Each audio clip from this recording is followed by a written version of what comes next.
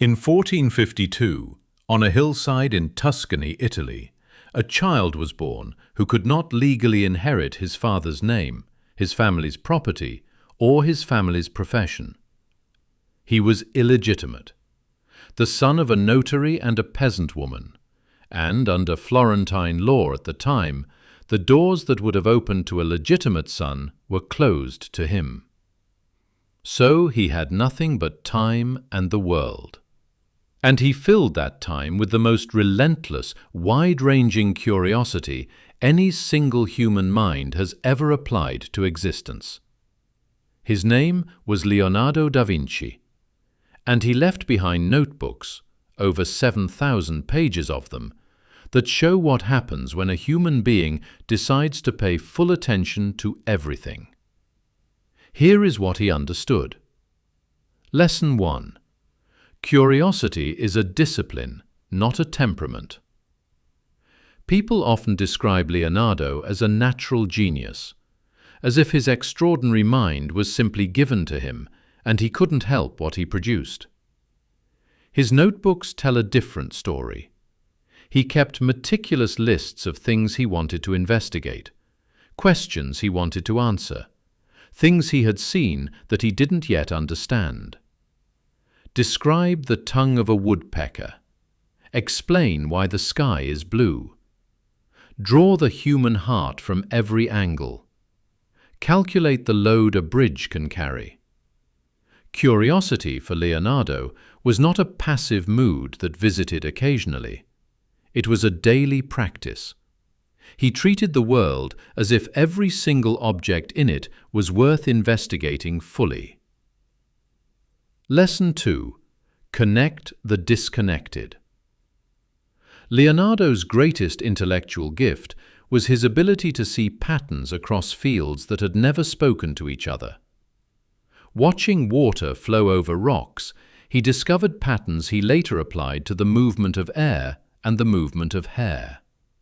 He realized they were governed by the same mathematics. Studying the anatomy of horses, he refined his understanding of human musculature. Studying the structure of a wing, he designed what would have been the first flying machine, 400 years before the Wright brothers. He lived in a time before disciplines existed in the modern sense, and rather than specializing, he used that as a license to roam.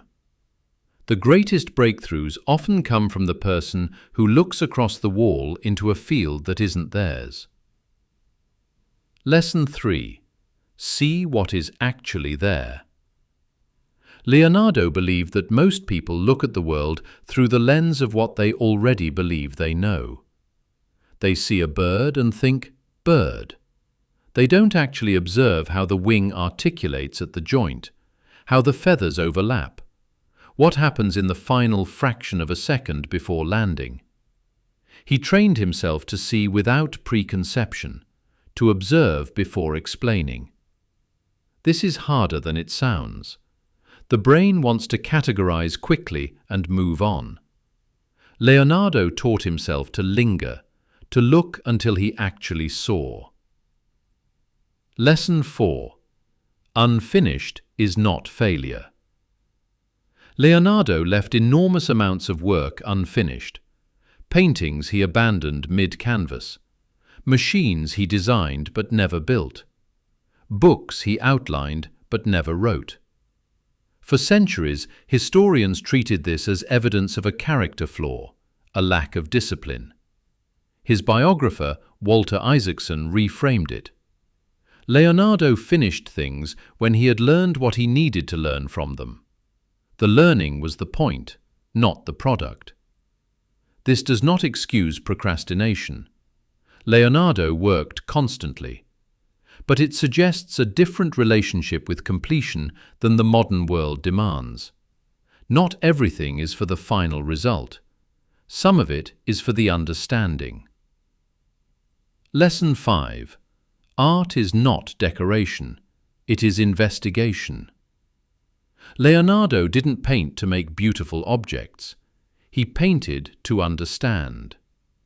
The Last Supper is the result of his years of study into human psychology and expression.